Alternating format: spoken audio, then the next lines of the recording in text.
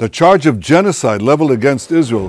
বেপরোয়া নেতানিয়াহুর লাগাম টেনে ধরার আভাস দিয়েছেন মার্কিন প্রেসিডেন্ট ডোনাল্ড ট্রাম্প। বলছেন, শর্ত সাপেক্ষে ৬০ দিনের যুদ্ধবিরতির চুক্তিতে সম্মতি দিয়েছে ইসরায়েল। একই সঙ্গে শর্তগুলো হামাসকে মেনে নেয়ার হুঁশিয়ারি দিয়ে বলেছেন, না মানলে খারাপ পরিণতি ভোগ করতে হবে। তবে ট্রাম্প ঘোষণা দিলেও ইসরায়েলের পক্ষ থেকে যুদ্ধবিরতিতে সম্মত হওয়ার কোনো বার্তা আসেনি এখনো। মঙ্গলবার ট্রুথ সোশ্যাল মিডিয়ায় দেয়া এক বার্তায় আকস্মিক যুদ্ধবিরতির কথা জানান মার্কিন প্রেসিডেন্ট ডোনাল্ড ট্রাম্প। বলেন, গাজা উপত্যকায় ২ মাসের জন্য শর্ত সাপেক্ষে যুদ্ধবিরতিতে রাজি হয়েছে ইসরায়েল।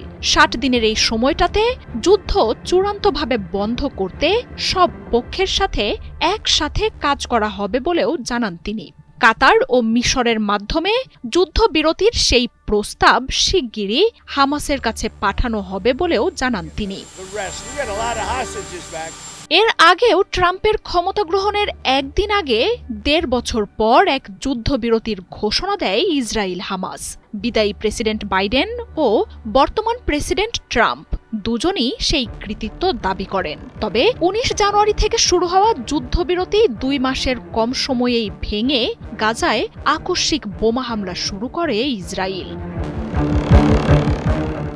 রমজান মাসে শুরু হওয়া সেই যুদ্ধ ইসরায়েলের আগের সব বর্বরতাকেও ছাড়িয়ে গেছে।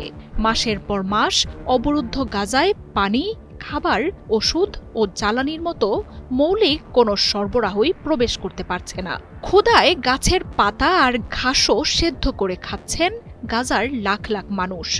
বিশ্বের তীব্র নিন্দায় মার্কিন ও ইসরায়েলি এক দাতব্য সংস্থাকে ত্রাণ দেয়ার অনুমোদন দেয়া হলেও সেটি আসলে ফিলিস্তিনিদের হত্যার এক ফাঁদ হিসেবে কাজ করছে। যুদ্ধের প্রায় ৬৫০ দিনে গাজায় প্রকৃত মৃত্যু কয়েক লাখ ছাড়াতে পারে বলে তথ্য উঠে আসছে। বেশ কয়েক মাস ধরেই যুদ্ধবিরতির প্রস্তাব নিয়ে আলোচনা হলেও তাতে যে কোনো সময় হামলার শর্ত যোগ করেছে ইসরায়েল। তবে স্থায়ী যুদ্ধবন্ধের দাবি করা হামাস সেই শর্তে সায় দিচ্ছে না। জিম্মিদের মুক্তির পরই নেতানিয়াহু নিজের গা বাঁচাতে আবারও যুদ্ধ শুরু করতে পারে, এমন শঙ্কাও রয়েছে। গাজায় যুদ্ধ নিয়ে বিশ্বজুড়ে সবচেয়ে সমালোচনার মুখে পড়েছেন ট্রাম্প। যুদ্ধবন্ধের প্রতিশ্রুতি দিয়ে ক্ষমতায় এলেও উল্টো বিশ্বকে আরও সংঘাতে জর্জরিত করে তুলেছেন তিনি।